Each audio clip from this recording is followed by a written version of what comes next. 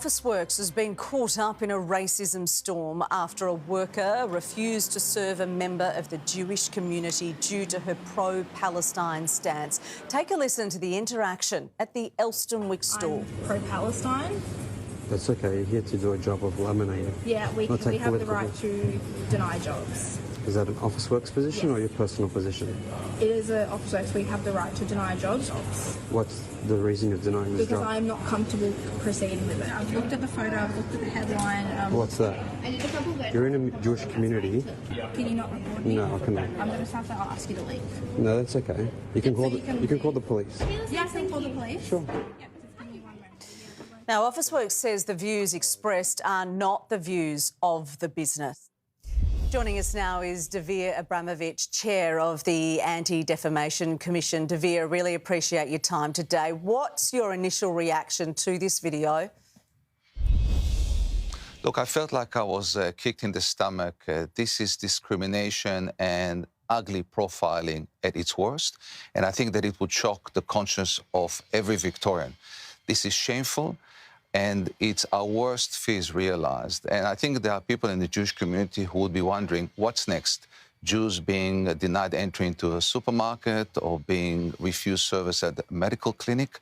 I mean, Officeworks might as well put up a post outside its Elstonwick store saying Jews, Israelis or Zionists will not be served here. And I think it's absolutely repulsive to think that in Melbourne 2024, we have people, simply because of who they are, being denied service that anybody else would be receiving.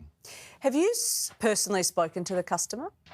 I have spoken to him. So he contacted us about a day ago. He was absolutely sickened by what happened. He was traumatized and he was hurt.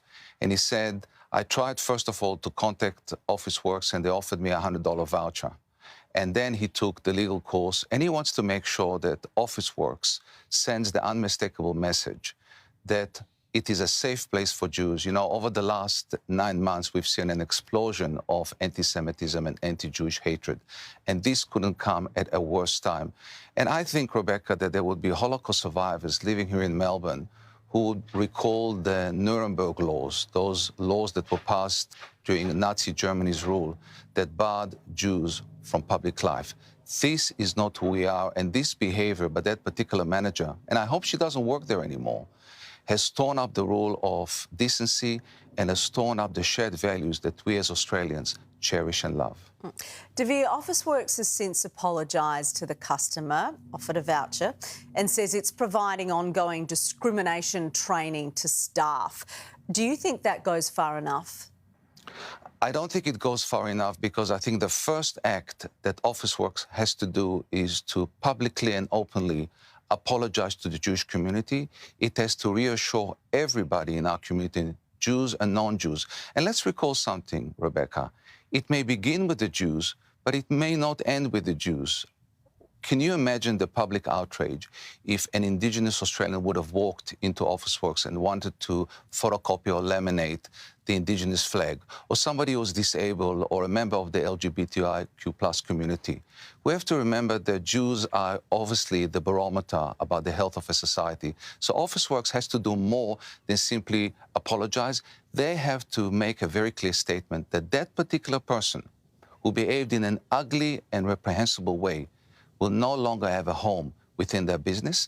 And I have to say that I'm very disappointed by Officeworks, because the only reason that they're apologising and actually trying to do the right thing is because we shamed and embarrassed them in public.